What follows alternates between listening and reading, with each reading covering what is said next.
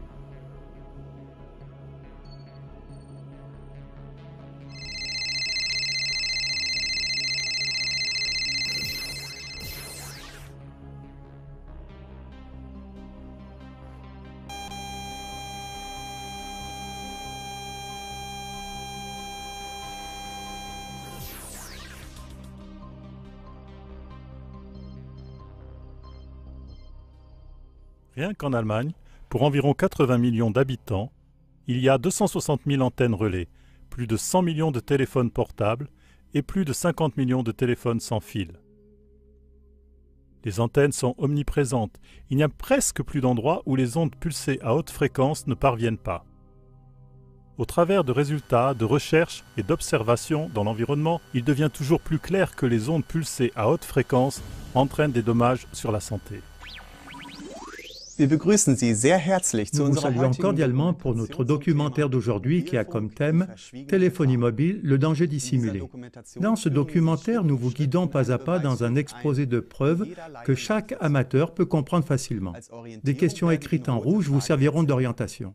Ainsi, pas à pas, nous faisons la lumière dans la confusion sur les dangers de cette technologie. Selon la 26e ordonnance de la loi fédérale sur la protection contre les émissions, la population doit être protégée face à ces dangers par la mise en place de normes d'émission. Dans un premier temps, nous répondrons à la question « Est-ce que ces normes d'émission présentent une réelle protection ?»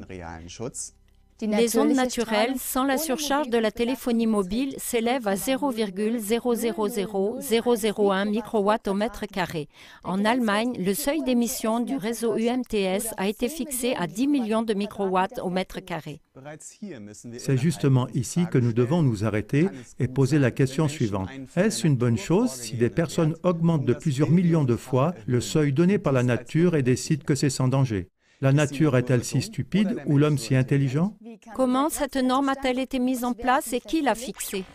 Nous sommes ici à Munich, devant le bâtiment de l'ICNIRP, ce qui veut dire International Commission on Non-Ionizing Radiation Protection.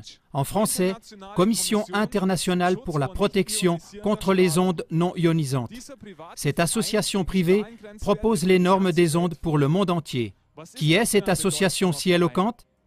Les membres de cette organisation ne sont pas nommés ou désignés par le gouvernement, mais ils nomment eux-mêmes leurs membres. Dans la plupart des cas, ce sont des personnes qui occupent une place importante dans l'économie. Ici, je cite le professeur Bernhard, président de l'ICNIRP. Si l'on réduit les normes, alors on détruit toute l'économie. La position de l'Allemagne sera en danger. Mais comment des experts neutres jugent-ils les directives de l'ICNIRP? Professeur Dr Neil Cherry, un expert reconnu, mandaté par le gouvernement de la Nouvelle-Zélande, analyse les directives de l'ICNIRP. Il arrive à la conclusion que leurs directives sont sérieusement incorrectes, un modèle de parti pris et de déformation intentionnelle.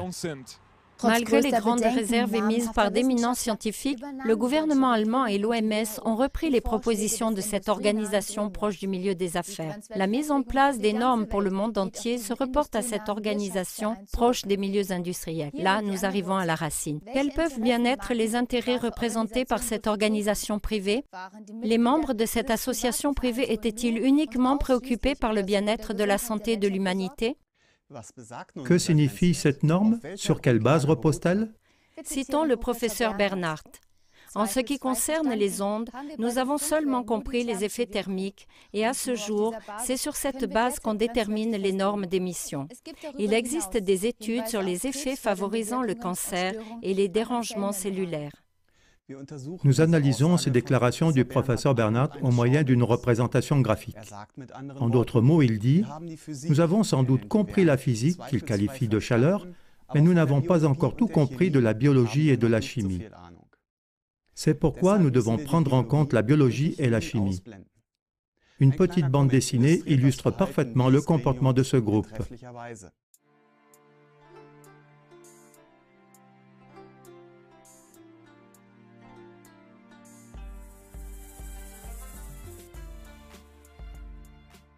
Lors d'une excursion scolaire, un élève demande à son prof de physique. Cette amanite mouche est dangereuse? Est-ce dangereux si je te lance une pierre à la tête à une distance d'1 mètre?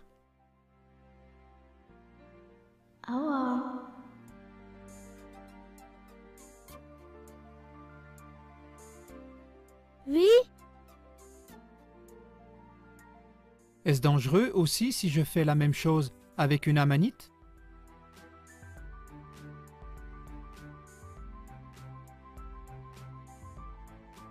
Non. Non. L'élève s'est calmé car selon la loi de la physique, la manite tue-mouche n'est pas dangereuse. Le prof de physique ne peut pas expliquer pourquoi l'élève devient malade après avoir consommé une amanite tue-mouche. Quoi? Impossible!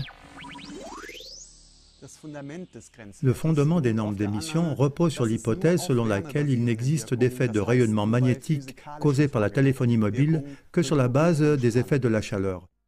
Cela veut dire seulement dans des procédés physiques, le seuil d'émission se rapporte à un corps sans vie et ne considère en aucune façon les effets biologiques dans notre corps vivant. Tous les effets qui ne se basent pas sur la chaleur sont contestés avec véhémence. Sinon, chaque base scientifique serait privée des normes d'émission légales. Voici maintenant une définition du seuil d'émission. Le seuil d'émission valable s'oriente vers la force de la radiation qui chauffe un corps sans vie à 1 degré en l'espace de 30 minutes. Les effets de longue durée, au-delà de 30 minutes, ne sont pas pris en compte.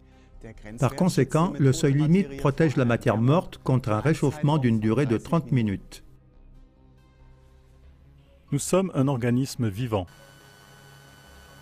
La plupart du temps, nous sommes irradiés en continu, 24 heures sur 24, dès le sein maternel. Dans notre corps se déroulent d'innombrables processus biologiques compliqués.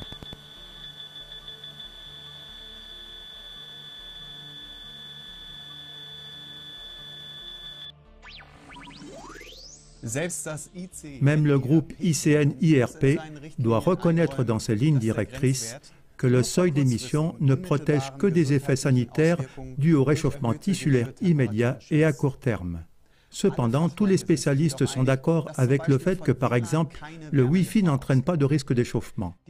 Les normes d'émission protègent contre quelque chose qui ne représente finalement aucun danger et sont donc une sournoise tromperie pour la population. En instituant les normes d'émission, les effets biologiques non thermiques n'ont pas été pris en compte. Par exemple, les effets causés sur les nerfs et sur les hormones ont été complètement ignorés. Si quelqu'un avait mesuré la hauteur du rayonnement radioactif avec le thermomètre et non avec le compteur Geiger, et si à cause de cette mesure thermique, la radioactivité était classée parmi les choses non dangereuses, on l'aurait déclaré fou. Pourtant, on nous vend ceci comme étant la science. Chers téléspectateurs, nous avons montré que les seuils d'émission valables sont irresponsables. La direction scientifique du Parlement européen STOA l'a aussi confirmé. L'inquiétude du public n'est pas sans fondement. Les lieux d'exposition de longue durée ne devraient pas dépasser 100 microwatts par mètre carré. Nos scientifiques et nos experts se sont-ils trompés de dizaines de puissances en établissant le seuil d'émission en Allemagne? Car un accident majeur de la téléphonie mobile nous attend.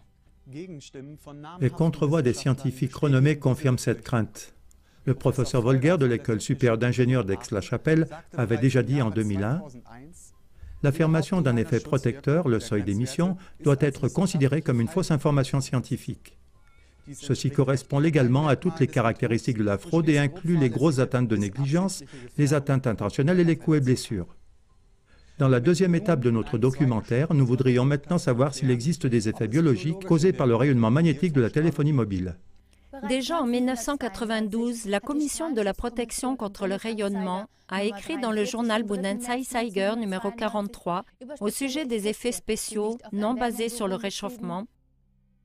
Les effets sur les membranes ont été confirmés à plusieurs reprises. Ainsi, leur existence est considérée aujourd'hui comme certaine. Pourquoi ces effets ont-ils donc été ignorés pour définir les normes d'émission? Maintenant, nous allons examiner de très près certaines études scientifiques indépendantes pour prouver la présence des effets biologiques importants du point de vue de la santé. Nous commençons par l'étude Salford. Dans cette étude d'un scientifique suédois, 3 groupes de 8 rats ont été irradiés seulement pendant 2 heures d'affilée au moyen de portables au cours de plus de 1000 expériences avec des différences de rendement.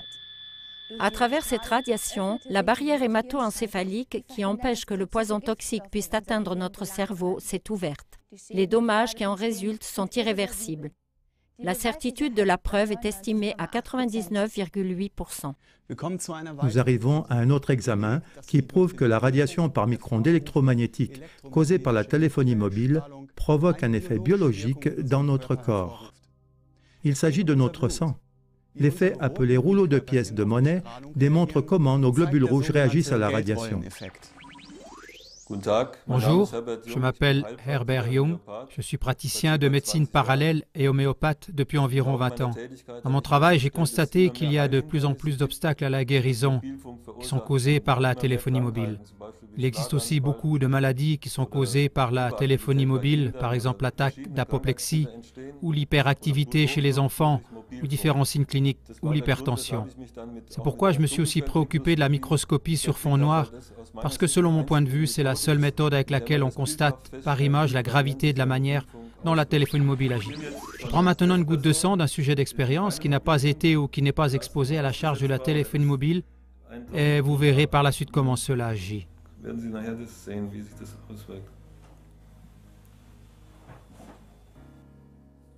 Maintenant, vous pouvez voir la goutte de sang que nous avons prise sur une petite feuille et on peut l'examiner au microscope. On peut bien voir comment le sang apparaît. Maintenant, je place la petite feuille de sang sous le microscope. Oui, là vous voyez maintenant le sang vital d'un patient qui n'est pas exposé à la charge de la téléphonie mobile. Là vous voyez que les érythrocytes sont bien libres. On peut voir le sérum du sang. Il n'y a pas non plus de réseau de toiles d'araignée dedans, donc les philites. Ensuite, je pense que nous allons faire une autre expérience pour voir comment se présente le sang chez la même personne test après 3 minutes de conversation avec un portable. Bon, maintenant je vais rallumer le portable. Allô?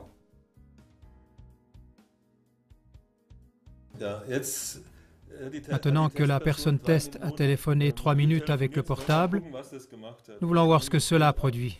Faisons maintenant une prise de sang pour pouvoir l'analyser. Bon, nous avons maintenant le sang au bout de 3 minutes d'appel avec le portable. Regardons maintenant ce que cela donne.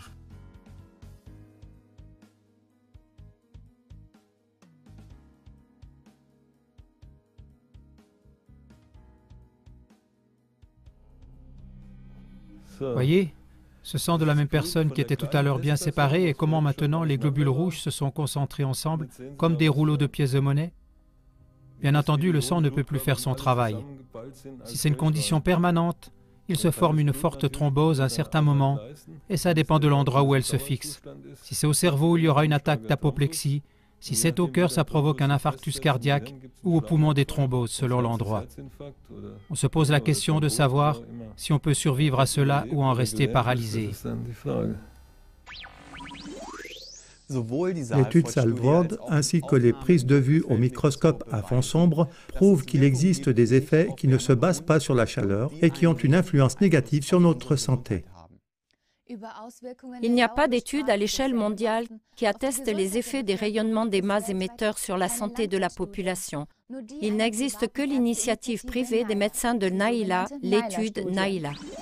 Nous nous trouvons ici à Naila, à Oberfranken. Ici, des médecins locaux ont étudié de nouvelles maladies dues au cancer dans une étude de plus de 10 ans.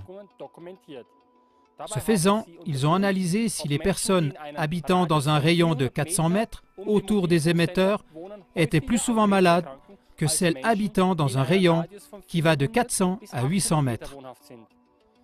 Le résultat peut être résumé ainsi. Après 5 ans, il n'y avait pas de grande différence de maladie entre ces deux groupes. Mais entre la 6e et la 10e année de l'étude, les médecins ont constaté une augmentation de 300% du taux de cancer. En plus, ce sont les personnes de plus en plus jeunes qui sont devenues malades du cancer. Ainsi, l'étude démontre de façon impressionnante que les cancers dus aux ondes électromagnétiques n'apparaissent pas tout de suite, mais de façon décalée dans le temps. Les résultats des médecins de Naila ont été confirmés par une étude menée à Belo Horizonte au Brésil, auprès d'une population d'environ 2 millions de personnes. On pourrait encore citer beaucoup d'autres études. Un groupe de travail international de scientifiques, de chercheurs et de spécialistes en politique de la santé publique a donné, après le dépouillement de plus de 2000 études, le résultat suivant. Les normes d'émission existantes n'offrent pas de protection pour la santé publique. Il est conseillé d'instaurer des nouvelles normes qui se fondent sur une base biologique. Nous récapitulons. Les études citées prouvent l'existence d'effets biologiques qui ne sont pas causés par influence de la chaleur du champ électromagnétique, mais par son effet athermique. Ainsi, nous arrivons au 3e volet de notre documentation et nous posons logiquement la question suivante. Est-ce que ces effets biologiques athermiques prouvés ont des conséquences négatives sur notre vie? Le géobiologiste Maes rapporte « Les plaintes se font plus fortes, car les symptômes physiques et psychiques, comme par exemple maux de tête, vertiges, fatigue chronique, acouphènes, problèmes hormonaux, nerveux, cardiaques et de sommeil, difficultés de concentration, troubles déficitaires de l'attention, troubles d'hyperactivité, TDAH, agacement, allergie, angoisse, troubles de la vue et indisposition générale apparaissent juste après qu'on ait installé de nouvelles antennes émettrices dans les parages ou après que des téléphones sans fil ont fait leur apparition. Malheureusement, les données statistiques qui ont été publiées par Rosta et par l'UNICEF en 2009 et 2010 ont démontré que depuis les années 2000, il y a un accroissement continu de maladies infantiles qui sont à attribuer selon toute vraisemblance à l'utilisation du portable. Au sujet des faits alarmants de cette enquête, l'accroissement des maladies est particulièrement préoccupant parmi les jeunes gens de 15 à 19 ans en comparaison à l'année 2000. Les troubles du système nerveux central ont doublé. Les maladies du sang et les troubles du système immunitaire ont augmenté de plus de 80%. Les troubles neurologiques de plus de la moitié, plus 58%. Et les troubles épileptiques de plus de 36%. L'affirmation « les portables rendent bêtes » se reflète dans la contre-performance croissante des élèves car la conséquence des communications par portable sont des troubles de la mémoire, un manque de concentration, des maux de tête, des acouphènes et d'autres symptômes similaires. Sur toile de fond du champ électromagnétique croissant, nous vous montrons maintenant un exemple du quotidien d'une école allemande qui n'est certainement pas un cas unique. Oui, prenez place s'il vous plaît. Merci beaucoup. Monsieur Weiner, merci beaucoup de vous être déplacé dans notre école en qualité d'expert des ondes. Beaucoup de nos élèves sont déconcentrés. Certains montrent des mauvaises performances inattendues. Certains sont hyperactifs et d'autres par contre sont dépressifs. Est-ce que cela peut avoir un rapport avec les ondes? Oui, bien sûr. J'en ai fait moi-même l'expérience. Je suis devenu électrosensible. Et on doit simplement savoir que le rayonnement provoque plus de dégâts chez les enfants et les adolescents parce qu'ils sont en pleine croissance. Ce qui est très important justement lors de l'utilisation des portables chez les enfants et les jeunes. Là, j'ai apporté une image. Ce rayonnement des portables pénètre très profondément dans la tête des enfants. Par exemple, chez les enfants de 5 ans, de 10 ans et des adultes à partir de 21 ans. Il y a d'immenses différences et le danger principal vient tout simplement du fait que tout est caché. Nous n'avons pas de sens adapté. Nous ne pouvons pas le sentir, nous ne pouvons pas le percevoir. Nous ne sentons pas le goût du rayonnement. Nous ne l'entendons pas. Tout est imperceptible. C'est pourquoi je me suis dit aujourd'hui, j'apporte un peu de lumière dans l'obscurité et j'ai apporté un appareil de mesure. Ainsi, je peux vous rendre audible le rayonnement. Je le mets simplement en marche. Maintenant, nous sommes déjà complètement dans la zone rouge et... Oui, je prends la liberté, j'ai déjà trouvé votre téléphone sans fil sur votre bureau. Maintenant, nous voyons qu'il est déjà dans la zone verte. Monsieur Weiner, ici dans notre pièce d'ordinateur, pouvez-vous également rendre le rayonnement visible? Bien sûr. Croyez-vous qu'un élève puisse se concentrer avec une telle exposition au rayonnement? Voyons voir d'où il vient.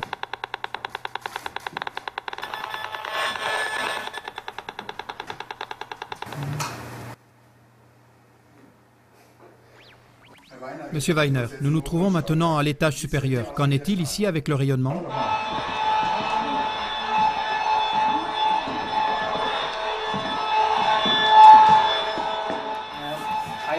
C'est clair.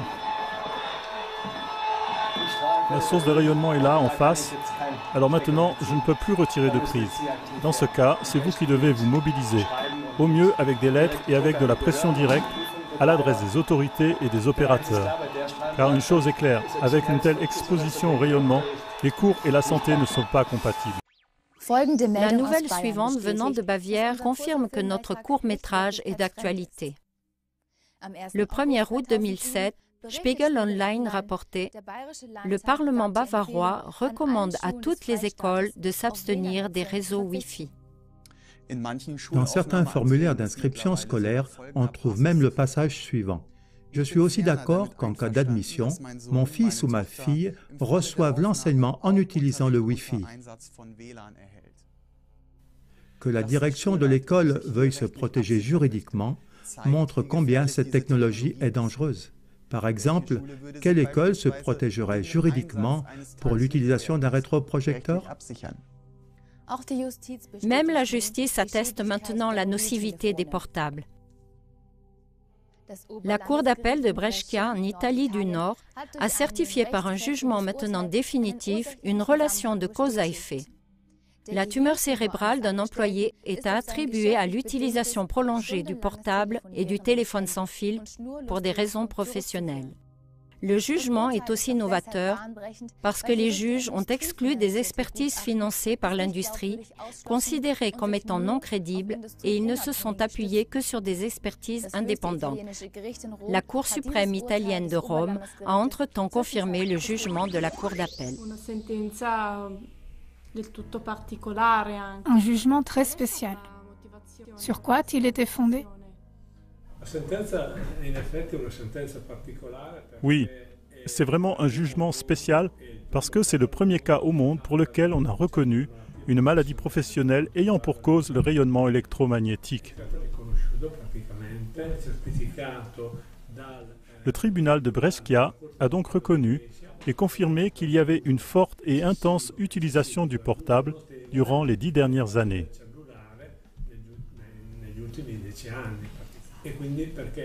Et ce, parce que j'ai utilisé le portable et le téléphone sans fil pendant 5 à 6 heures par jour pour de longs entretiens.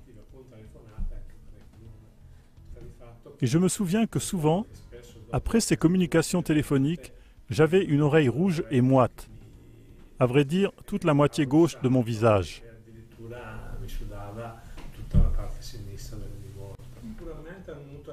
Ceci est vraiment très alarmant. Mais je veux encore vous dire une autre chose qui a aussi été publiée dans les médias.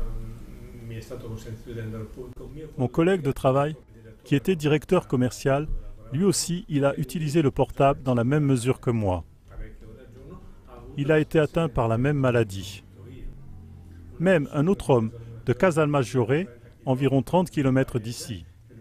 Il était, lui, chef d'atelier et utilisait un téléphone sans fil 8 heures par jour. Il a exactement eu la même tumeur. Ce sont des faits.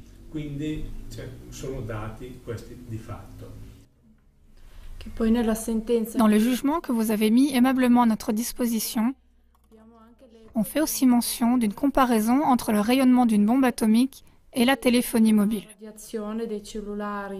Qu'est-ce que vous pouvez en dire? Oui, sur ce point, le jugement se réfère à une comparaison du CTU qui a été constituée par le médecin mandaté par la Cour d'appel de Brescia. Cette comparaison dit que la téléphonie mobile produit plus de dommages que par exemple la bombe atomique d'Hiroshima. Mais la différence, c'est que la bombe atomique exerce un effet temporel. Par contre, toute l'humanité est exposée au rayonnement de la téléphonie mobile chaque jour durant 24 heures, et cela 365 jours par an. De même, des experts, des scientifiques et des médecins confirment les pires craintes. Un employé de chez Motorola, Robert Sekane, qui a travaillé dans l'industrie des télécommunications pendant plus de 30 ans, en vient au résultat suivant dans son livre « Téléphone cellulaire, la roulette russe ». Pour l'utilisateur, une communication téléphonique de 2 minutes se répercute pendant une semaine dans les circuits cérébraux modifiés. L'utilisateur du portable remarque l'altération de son tissu cérébral seulement lorsque son cuir chevelu, qui absorbe très peu d'énergie, est chaud au toucher. Du fait que le tissu cérébral sous-jacent n'a pas la capacité d'interpréter l'augmentation de la température, le dommage du tissu peut être massif et irréversible à ce moment-là. Louis Morgan, ingénieur en électricité et directeur de la Société américaine de lutte contre les tumeurs cérébrales, a dit en 2009 dans une interview avec le magazine Saldo, des centaines de milliers d'utilisateurs de téléphones portables vont être atteints de tumeurs cérébrales. Les téléphones portables devraient être interdits jusqu'à 18 ans. Le risque de tumeur est nettement plus élevé pour les enfants que pour les adultes. Et encore une chose. Cela, tout le monde peut le vérifier lui-même sur Internet.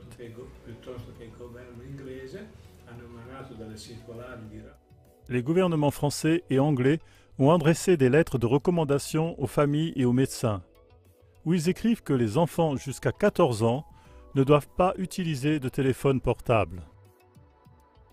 Parce que dans cette phase de développement, où les organes des enfants, garçons et filles, se développent, une utilisation intense du téléphone portable peut causer de graves dommages pathologiques.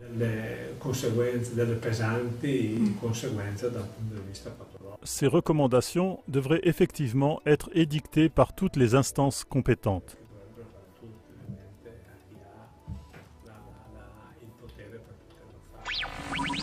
Nous arrivons maintenant à une question très importante. Les effets biologiques émanant des radiations de la téléphonie mobile pourraient-ils déclencher le cancer? L'Organisation mondiale de la santé, OMS, a annoncé le 1er juin 2011 que le Centre international de recherche sur le cancer, CIR, a classé le rayonnement électromagnétique de haute fréquence sur la liste des substances cancérigènes dans la catégorie 2B. 31 experts de 14 pays ont obtenu ce résultat après l'interprétation de presque toutes les preuves scientifiques disponibles. Cette nouvelle classification a révisé la déclaration précédente disant que les ondes magnétiques ne seraient qu'en mesure de chauffer le tissu. Il est prouvé que le cancer ne provient pas d'un effet thermique. Par cette classification, la dangerosité des ondes électromagnétiques est comparée au danger des vapeurs d'essence, de chloroforme et de l'herbicide DDT. Malgré cette classification et malgré les études énumérées comme par exemple l'étude Nalia ou Zalford, la norme d'émission reste inchangée et la possibilité que la téléphonie mobile puisse causer le cancer est encore toujours contestée avec véhémence par les opérateurs et même aussi par les politiques, sous prétexte qu'il n'y aurait pas de preuves. Monsieur Weiner, vous avez une formation de radioélectronicien et vous êtes connu pour de nombreuses conférences et émissions de télévision. Pouvez-vous confirmer qu'il existe un risque de cancer très élevé à proximité d'une antenne?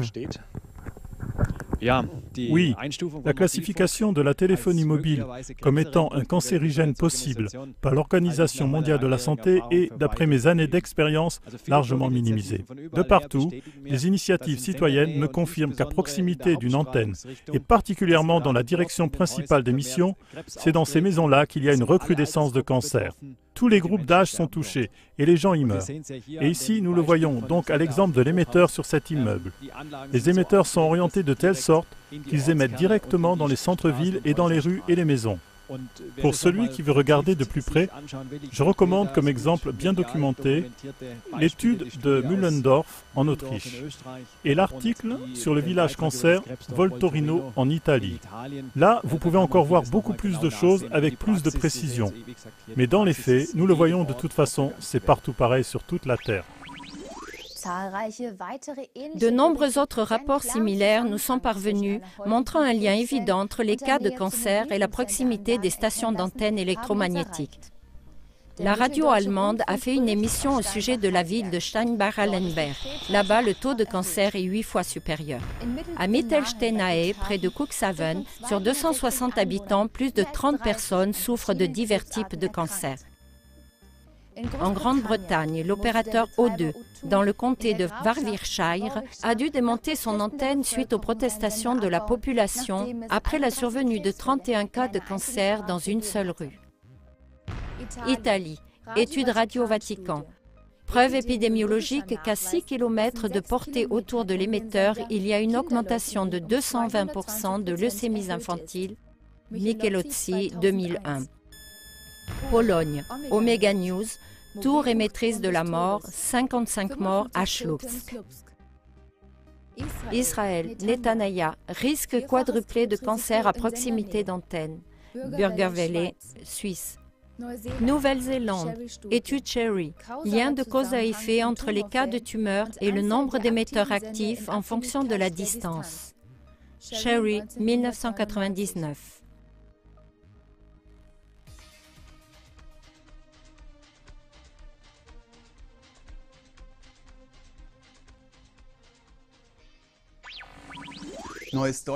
Le journal Neues Deutschland rapporte le 19 février 2002, lors d'un rassemblement de protestation à Cobourg en 2002, le physicien nucléaire et président national adjoint de EDP, professeur Klaus Buchner, dit « Les atteintes à la santé, comme les dommages causés aux cellules du cerveau et au patrimoine génétique, ainsi que les modifications de la formule sanguine déclenchées par le système de communication mobile sont bien documentées.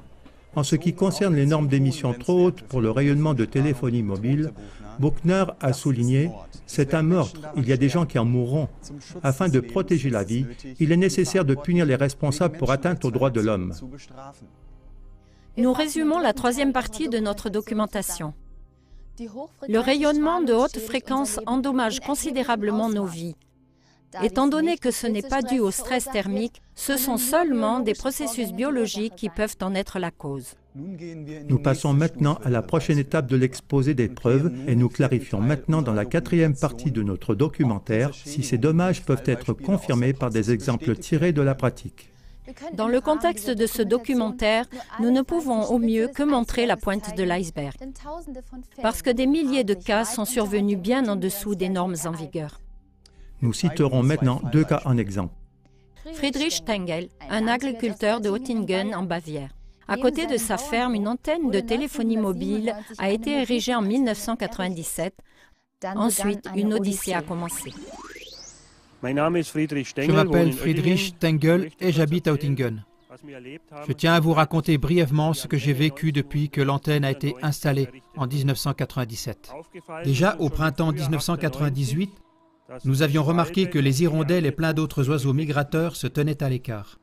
En fait, à l'époque, nous ne savions pas encore que ces ondes étaient néfastes. Ça, nous l'avons remarqué seulement des années plus tard par des analyses de la formule sanguine, etc. Chez les vaches, déjà au printemps et en été 98, il a été constaté que la fécondité diminuait de plus en plus et leur état de santé empirait. Dans les 2 ans après l'installation de l'antenne, nous avons perdu l'ensemble de notre troupeau de vaches, environ 8 à 9 vaches. Et environ 10 veaux morts-nés. Cette histoire s'est toujours aggravée. Les vaches ne portaient presque plus et continuellement, les vaches succombaient de déficience immunitaire. Jusqu'au moment où le vétérinaire a regardé par la fenêtre et a vu l'antenne. Il a dit « Nous allons faire des analyses de sang, des grandes analyses. » Nous avons constaté que les lymphocytes étaient complètement à la cave. Seulement, chez les analyses de sang ici, il restait seulement 21% des lymphocytes. Nous avons aussi analysé le cortisol, l'hormone du stress. Par rapport aux normes de référence, seulement 10 à 20% est encore là. Cortisol, c'est l'hormone du stress. Et sûrement beaucoup d'autres hormones sont à cause de cela modifiées. On ne peut pas toutes les analyser. Et c'est beaucoup trop cher. Et cela a sûrement comme conséquence que les bêtes ne portent plus. Et si elles portent, alors soit les veaux sont morts-nés, soit ils sont prématurés, faibles à la naissance, et succombent de cela. Le bilan jusqu'à aujourd'hui, plus de 30 vaches mortes, toutes de déficience immunitaire. Depuis, nous laissons faire un bilan sanguin chaque année, précisément prouvé. Et plus de 100 veaux morts-nés, prématurés, nouveaux-nés faibles. Et cela sur un troupeau moyen de 8-9 vaches. Pour ces 3 derniers mois seulement, nous avons de nouveau perdu 3 vaches. La 4e est couchée là, ce sera sûrement la prochaine. Et ce qui est encore là est un reste lamentable. Entre-temps, nous nous sommes tournés vers les politiques et les opérateurs de téléphonie mobile. Ils doivent donc enlever cette antenne. La réaction a été la suivante. Le vétérinaire de l'État s'est trouvé devant notre porte avec la mission de trouver la cause de ce problème. Il a cherché désespérément pendant 2 ans. Il a pris des échantillons de sang, tout cherché, tout, mais il n'a rien trouvé d'autre. D'autres maladies virales et d'autres choses encore, analyse du sol, analyse de l'air, tout cherché intensivement pendant 2 ans. Après 2 années, il est parti, il a dit « Oui, ça ne peut être que ça, l'exposition aux ondes. Les analyses de sang sont sans équivoque. Il va s'en occuper, l'antenne doit disparaître. » Ça, c'était il y a environ 7 ans. Nous n'avons plus rien entendu depuis de cet homme. Il s'est fait mettre une muselière et il ne dit plus rien à ce sujet. Il a fait 2 ans de recherche sur demande du ministère de l'Environnement de Bavière. Durant la 3e année, j'ai appelé au ministère de l'Environnement à Munich, au temps de Stoiber et Schnapphoff. Oui, qu'est-ce qui se passe maintenant? Quand l'antenne va-t-elle être enlevée? Les résultats des recherches sont pourtant sans équivoque. Oui, alors la dame au téléphone, la vétérinaire du ministère de l'Environnement, est devenue grossière. Oui, qu'est-ce que je veux encore? C'est toujours la même chose. C'est toujours la même chose qui revient. Qu'est-ce que je veux encore? Alors j'ai dit oui, évidemment, tant que l'antenne est là, c'est toujours la même chose. Alors elle est devenue encore plus grossière et a dit « Oui, à l'avenir, économisez vos timbres, vos coups de téléphone. Pour nous, vous êtes morts. » On doit vraiment entendre ça, mot pour mot. Et depuis, c'est le silence radio. L'antenne est toujours là, les problèmes sont toujours là et empirent maintenant. Depuis le passage en LTE, il est à observer que les animaux deviennent agressifs, parfois agressifs. Et de nouveau, l'infertilité a augmenté massivement et comme je l'ai déjà dit, l'état de santé continue à se détériorer toujours plus. LTE donne le coup de grâce à la chose. Une autre personne concernée, c'est Ulrich Weiner. Il est fortement électrosensible et ne peut vivre que dans la forêt en zone blanche. Nous lui avons rendu visite. Déjà enfant, je m'intéressais à cette technique radio. À l'âge de 18 ans, j'ai créé une entreprise de technique radio. J'ai moi-même utilisé intensément cette technique, je n'avais jamais rien remarqué. Et puis ça a commencé avec des troubles de la concentration, avec des maux de tête après chaque communication par portable. Et bien sûr, dans un premier temps, j'ai toujours pensé « Bah ouais, tu as du mal dormir ou tu as trop de stress ». Mais je ne l'ai jamais mis sur le compte des ondes radio. Ensuite, cela a empiré. Des troubles de la vue, des troubles du langage, des troubles du rythme cardiaque, jusqu'à la défaillance du système nerveux central. Et puis, après le premier effondrement en 2002, j'ai vraiment dû en tirer des conséquences. Et je suis sorti pour venir ici, dans les dernières zones blanches d'Allemagne, ici au milieu des forêts, et depuis je vis ici, hors de tout réseau de téléphonie mobile. Je vais vous raconter quelques cas de mon cabinet, pour lesquels la téléphonie mobile était en cause. Souvent, il n'est pas facile de trouver le lien. J'ai eu par exemple un enfant, il avait 5 ans. À l'école maternelle, il passait pour être hyperactif pour eux. Il était insupportable. De plus, il faisait des crises d'épilepsie. Alors ils ont consulté la clinique universitaire à Würzburg et ils ont prescrit à l'enfant du Ritalin et des antiépileptiques, donc des médicaments contre l'épilepsie. Mais les parents n'étaient pas d'accord et ils sont venus chez moi. À ce moment-là, je lui ai fait une prise de sang et j'ai vu que le sang était complètement grumeleux. Bien que l'enfant n'ait pas téléphoné lui-même, les parents avaient 2 téléphones sans fil à la maison et cela en était la cause. Je les ai mis au pied du mur, soit l'enfant, soit le téléphone sans fil. Dieu merci, ils ont choisi l'enfant. Ils les ont enlevés et ont installé un téléphone filaire normal. Peu de temps après, il allait beaucoup mieux. Depuis, l'enfant est scolarisé, il est premier de la classe et on lui fait des compliments pour son comportement social. Il n'a jamais pris aucun de ses médicaments. J'ai une patiente de 88 ans, elle était encore en forme. En 3 semaines, elle a été hospitalisée 2 fois pour hypertension, bien que son médecin lui ait donné 4 médicaments. J'ai dit à cette patiente, maintenant c'est terminé. Vous enlevez votre téléphone sans fil. Elle téléphonait parfois 4 heures ou plus. Elle a installé un téléphone normal et un dans sa chambre à coucher. Maintenant, cette dame n'a absolument plus besoin de médicaments pour sa tension. Les 4 médicaments sont supprimés. Elle prend quelques Globuli et sa tension est stabilisée depuis 9 mois. Souvent dans le commerce, des puces de protection et toutes sortes d'autres choses sont proposées pour prévenir ou atténuer l'exposition aux ondes.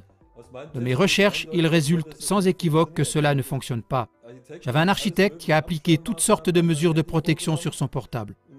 Mais d'après le contrôle en chambre noire, après avoir téléphoné, il n'avait aucune protection. Il y avait plein de grumeaux. Même une personne qui avait pris des pierres spéciales. Rien n'a changé. Les grumeaux restent. Nous récapitulons les recherches scientifiques, des hommes, des animaux et des plantes atteints, ainsi que des exemples pratiques, prouvent sans équivoque que le danger des micro-ondes des antennes ne se manifeste pas par un effet thermique, mais par des processus biologiques. Les normes d'émission sont une tromperie manifeste de la population. Même les opérateurs de la téléphonie mobile ne peuvent plus nier ces faits. Dans une demande officielle de brevet de la Swisscom AG concernant la réduction d'électrosmog dans les réseaux électriques locaux sans fil Wi-Fi, les opérateurs de la téléphonie mobile concèdent franchement cette tromperie. Ils conviennent que la dégradation du génome des globules sanguins humains en cas d'irradiation avec des champs électromagnétiques est clairement prouvée et qu'il y a des indications d'un risque élevé de cancer.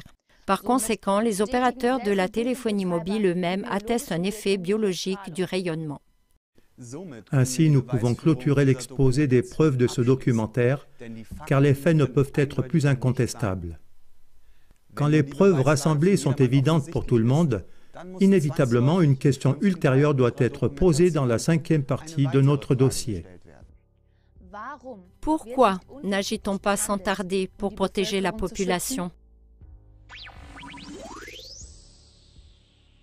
Nous nous trouvons à Kempten, devant le ministère de la Santé. Ici, en 2007, il est arrivé que des études de médecins ont été ignorées. En mai 2007, des médecins de famille ont remis aux autorités locales de la santé une étude comparative qui prouvait à l'aide d'analyses sanguines qu'autour des stations de base, le taux de mélatonine et de sérotonine des riverains chutait de manière significative. Le rapport a été ignoré. En Bavière, lors d'une conférence, il y a eu une altercation verbale avec un représentant des autorités sanitaires. Les personnes concernées ont demandé au Dr Hartmann pourquoi le ministère de la Santé avait refusé de faire de telles analyses par le médecin conseil. Il a répondu que le gouvernement de Bavière a, par un courrier interne au service de la santé, interdit que les médecins conseils deviennent actifs lors de rapports concernant des problèmes de santé en relation avec des antennes de téléphonie mobile. Le gouvernement leur avait interdit d'établir des expertises médicales. Mais l'ignorance va encore plus loin. Une délégation de médecins a remis en 2006 à l'Office fédéral pour la radioprotection BFS un document de 700 pages sur les maladies dues au rayonnement. Jusqu'à présent, il n'a pas été pris en considération pour procéder à des mesures de protection. Nous nous trouvons devant les services d'hygiène à Stuttgart. Une initiative citoyenne locale résume le comportement des services administratifs de la manière suivante. La prévention de la santé devient de l'irresponsabilité organisée. Les offices de la santé refusent simplement de se pencher sur le sujet. Parce que dans le décret, il est inscrit qu'en dessous des normes d'émission, on ne devient pas malade. Alors on ne peut pas être malade. C'est décrété ainsi. Le citoyen devenu malade illégalement ne convient pas à ce décret. Il est classé comme étant un simulateur ou un malade mental. Ainsi, on peut se débarrasser de la réalité. Ici, à l'arrière-plan, vous voyez l'Office fédéral pour la radioprotection. Dans le même bâtiment se trouve aussi le siège de l'ICNIRP, cette association privée qui a manigancé la duperie des normes d'émission. Ceci explique peut-être aussi pourquoi l'Office fédéral protège les rayons contre les hommes et pas les hommes contre les rayons. Dans les brochures, les faussaires et de la falsification subtile à la criminalité scientifique, il est prouvé à l'aide des documents publiés que des recherches ont été falsifiées intentionnellement non seulement par l'Office fédéral de la radioprotection, mais encore par le gouvernement fédéral. En outre, des recherches ont été empêchées, retardées, cachées ou simplement ignorées. Le professeur Franz Adelkofer, le chef de l'étude Réflexe et par conséquent un membre établi, a constaté dans le même ordre d'idées que la supposition que même l'Office fédéral pour la radioprotection a les pieds et les poings liés par décret d'en haut est proche de la vérité. Les faits rassemblés sont incontestables et ne permettent qu'une conclusion. Si des montagnes de preuves matérielles sont ignorées, ça ne peut plus être justifié par la négligence de quelques fonctionnaires, mais cela se passe intentionnellement sur instruction d'en haut. Ici, par conséquent, la santé de nations entières est délibérément sacrifiée. Avec raison, les auteurs des écrits cités plus haut parlent de criminalité, car le comportement des instances officielles et des politiciens, documenté ici, est hautement criminel. Ainsi, notre documentation est devenue un cas exemplaire pour la justice. C'est pourquoi nous devons poser la question suivante dans la 6e partie. Dans quelles mains criminelles le gouvernement est-il tombé? Dans cette partie, nous voulons examiner plus exactement sous toutes les coutures l'influence que les associations de lobby exercent.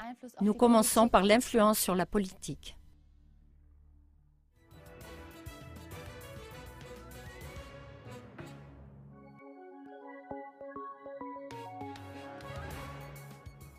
Le ministre de la Santé de l'époque, Horst Seehofer, a confirmé la pression trop grande des lobbies pharmaceutiques à l'égard de la politique dans l'émission Frontal 21 du 26 juillet 2006 sur ZDF. Il s'exprimait sur le repli des politiciens dans certaines décisions de la manière suivante. C'est ainsi depuis 30 ans jusqu'à ce jour. Des changements utiles et structurels, aussi dans le sens d'une plus grande économie sociale du marché, ne sont pas possibles dans le système de santé publique allemand à cause de l'opposition des associations de lobby. Devant l'indignation de la journaliste qui ne peut pas accepter que cela soit ainsi, que l'industrie est plus forte que la politique, Seehofer a rétorqué de la manière suivante. Je ne peux que vous décrire que c'est ainsi, et que cela se passe comme ça. Et cela de manière très active. Lors d'une seconde interview sur ARD le 20 mai 2010, Seehofer a confirmé la déclaration en d'autres termes. Ceux qui décident ne sont pas élus, et ceux qui sont élus n'ont rien à décider. Klagemauer TV, ce n'est pas de citoyens transparents, mais de médias, de politiciens, de directeurs financiers transparents que nous avons besoin. Ce sont les lobbies de la téléphonie mobile et de la pharmacie qui décident. La santé de la population est sacrifiée sur l'autel de l'appât du gain. Sur ce point, un autre extrait de la brochure Les faussaires. Face à cette situation de fait, on doit constater que lorsqu'on s'interroge sur les dangers des nouvelles technologies de la communication pour la santé, il ne s'agit pas d'un débat scientifique, mais de différends entre les intérêts économiques d'une branche industrielle et du gouvernement d'un côté, et les intérêts sanitaires de la population de l'autre côté.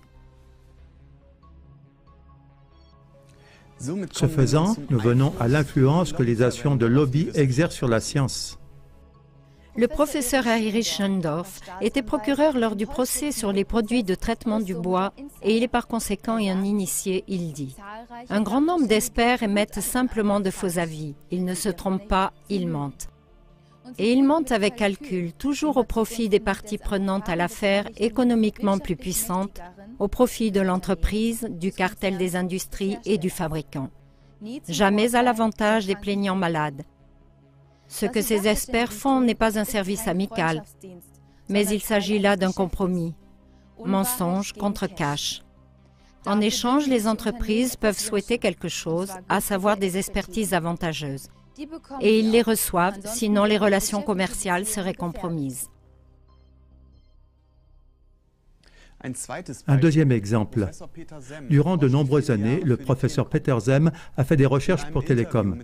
Dans une interview avec le Schwäbische Zeitung, le professeur Zem met en évidence « Il est sûr qu'en plus du réchauffement comme pour un four à micro-ondes, il existe aussi d'autres effets biologiques du rayonnement électromagnétique pulsé, comme ceux des portables. » La Télécom a interdit au professeur Zem de publier ces résultats indésirables.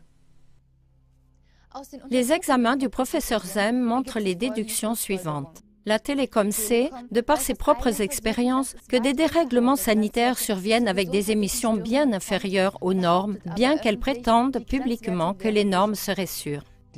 Ça veut dire en clair, les opérateurs de la téléphonie mobile nuisent consciemment par appât du gain à la santé et à la vie de la population. Ce sont des dommages corporels intentionnels et ainsi de la criminalité à haute échelle.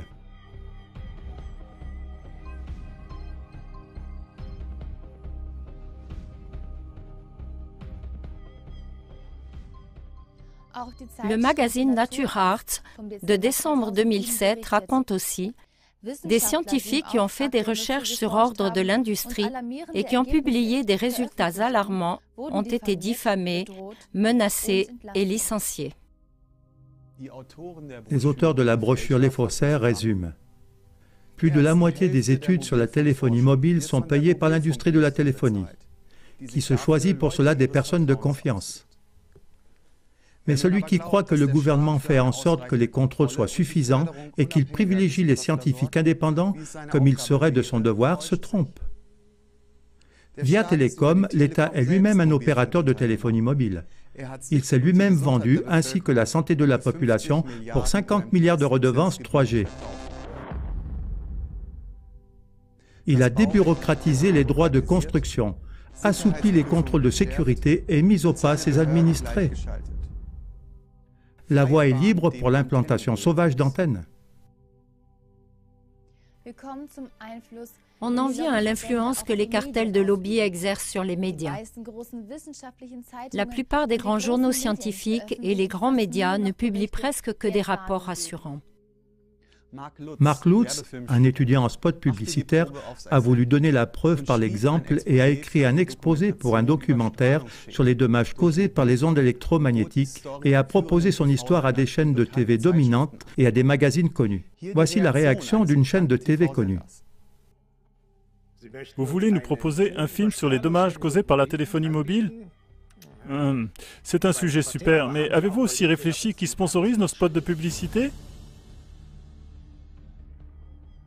Une censure a lieu dans les médias. Les informations vitales sont sciemment cachées à la population par appât du gain. Ça aussi, c'est un comportement criminel. Après avoir constaté que les lobbies contrôlent aussi bien la science que les médias et même la politique, nous allons au 7e volet et nous posons la question suivante. Y aurait-il encore des arrière-plans cachés plus profondément? Qui contrôle ou plutôt qui supervise au juste les lobbies? Savez-vous par exemple que notre réseau moderne de téléphonie mobile est en même temps un gigantesque réseau de surveillance? Pourquoi lors de chaque achat de téléphone portable, le numéro de la carte d'identité doit-il être enregistré? Dans chaque portable, les possibilités de surveillance, y compris la fonction puce, sont mises en fonction dès le début. Par ce moyen, il est possible que chaque utilisateur soit localisé partout et à tout instant. Chaque conversation peut être interceptée et tout mouvement être enregistré. C'est un pas en direction du citoyen transparent. Si la couverture de réseau est totale, ça signifie en effet que chaque utilisateur de portable peut être localisé partout et en tout temps. Bilan.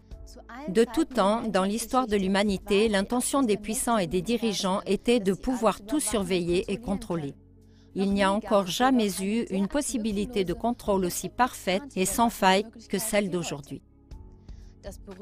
Le livre renommé 1984 de George Orwell n'est plus une fiction, il est la réalité. Chaque utilisateur de portable est automatiquement prisonnier du réseau de surveillance. Pourtant, parallèlement au réseau de surveillance, le réseau de téléphonie mobile peut aussi être détourné comme une arme militaire à des fins de contrôle mental. Ainsi, entre les années 1962 et 1979, l'ambassade américaine à Moscou a été irradiée par des micro-ondes par le gouvernement russe. En raison de cette irradiation par micro-ondes, un tiers des employés de l'ambassade américaine est finalement décédé du cancer. Les Soviétiques connaissaient l'efficacité biologique de ces irradiations par micro-ondes qui étaient bien inférieures aux normes en vigueur. Bien que les Américains aient protesté contre ces irradiations, les Soviétiques ont pu continuer celles-ci avec l'argument que l'irradiation est 10 000 fois inférieure aux normes en vigueur pour la téléphonie mobile. Le scientifique Tim Reifat a fait des recherches sur ces armes à micro-ondes. Il a découvert que les Soviétiques utilisaient à l'époque les fréquences de notre réseau de téléphonie mobile actuel, c'est-à-dire 900 à 1800 MHz. Ce sont exactement les fréquences de notre réseau actuel. La citation suivante vient aussi de lui. C'est une règle des services secrets de cacher quelque chose au grand public. Amener la population à accepter une arme à micro-ondes pour contrôler les consciences et influencer son comportement sous couverture de la téléphonie mobile, c'était un coup de génie. Que les hommes payent encore pour ces appareils de contrôle des consciences afin que leur cerveau et leur conscience puissent être endommagés pour les rendre plus facilement contrôlables et dociles, c'est du génie diabolique. Nous récapitulons. Nous avons montré que les taux d'émission en vigueur pour les ondes électromagnétiques pulsées est une tromperie évidente de la population. Les normes d'émission ne nous protègent pas, elles nous trompent. Les dommages démontrés, causés aux hommes, aux animaux et aux plantes, prouvent que cette technologie est orientée contre la vie et pour cela doit être rejetée jusqu'à ce qu'une alternative inoffensive soit trouvée. L'irradiation forcée de toute la population a été légalisée par la puissance des lobbies et est maintenant tolérée par les autorités. C'est pour cette raison qu'il est nécessaire d'inverser la démonstration des preuves. L'industrie doit prouver l'innocuité de ses produits. Ce n'est plus aux malades de porter le poids des preuves. L'argumentation des opérateurs, selon laquelle les préjudices ne sont pas prouvés, ne peut plus être acceptée. Cette façon d'argumenter n'est finalement que la preuve que les opérateurs ne s'intéressent en aucun cas à la santé de la population, mais qu'ils sont uniquement poussés sans scrupule par des intérêts économiques. Sinon, en cas de soupçon, ils débrancheraient déjà préventivement les antennes jusqu'à la preuve totale de l'innocuité. Que pouvons-nous faire? Klaus Weber, auteur de la brochure « La téléphonie mobile, le danger passé sous silence » a fait quelque chose. Nous l'avons interviewé à ce sujet. Nous passons l'antenne au studio de Heilbronn. Monsieur Weber, qu'est-ce qui vous a motivé à rédiger cette brochure d'information? La dimension du préjudice causé par cette technologie m'a profondément choqué. Presque tous les habitants sont concernés et la plupart ne sont pas conscients du danger. Alors j'ai simplement dû agir. J'ai réduit mon temps de travail de 50% et j'ai fait des recherches pendant des mois pour pouvoir réaliser cette brochure. Ce crime doit venir à la lumière du public. À votre avis, que pouvons-nous faire contre cette irradiation forcée? Devrions-nous en priorité dévoiler la tromperie des lobbies de la téléphonie mobile par un travail d'information? Certainement, le travail d'information est le premier pas pour amener le danger de la téléphonie à la lumière. Mais chaque médaille a ses deux faces. Nous ne pouvons pas, d'un côté, mettre au pilori le lobby de la téléphonie mobile et de l'autre côté ne pas être prêt à faire un petit sacrifice, c'est-à-dire renoncer au portable. En dernière conséquence, nous finançons nous-mêmes le lobby de la téléphonie mobile. Ulrich Weiner l'a bien récapitulé. Lors d'une conférence, il a dit « Cette technique est une agression contre la famille. Elle est une agression contre nos vies. Il n'existe qu'un seul chemin pour y remédier. C'est le renoncement absolu. Il n'existe aucun autre chemin. » De plus, dans votre brochure, vous parlez de téléphoner passivement. Exactement. Téléphoner passivement est de loin plus dangereux que fumer passivement. Par exemple, parce que notre sang devient grumeleux. Chaque utilisateur de portable porte par son comportement une part énorme de la problématique globale. Téléphoner avec son portable n'est pas une affaire privée, parce qu'on ne se nuit pas seulement à soi-même, mais aussi à son entourage. On doit être conscient lorsqu'on téléphone que les personnes qui habitent à proximité des antennes sont beaucoup plus irradiées lors de ces appels. Plus nous téléphonons, plus des mâts doivent être érigés. Le réseau de téléphonie mobile et la protection de la santé sont des opposés incompatibles. Monsieur Weber, merci beaucoup pour cette interview. Avec plaisir. Avec cela, nous sommes arrivés à la fin de notre documentaire, par lequel nous avons voulu vous transmettre des informations vitales. Ce film documentaire est aussi destiné aux opérateurs qui nient farouchement ces faits, aux soi-disant scientifiques qui masquent les données, aux politiciens qui ignorent, aux médias qui passent sous silence. Chacun d'eux devra rendre des comptes pour son comportement irresponsable, car la lumière démasquera cette injustice. Nous vous remercions, chers téléspectateurs, pour votre intérêt. Dans l'attente d'avoir pu, au travers de ce film, mettre à la lumière le danger caché de la téléphonie mobile et dans l'attente que vous nous aidiez à percer ce dangereux mutisme, nous vous disons au revoir.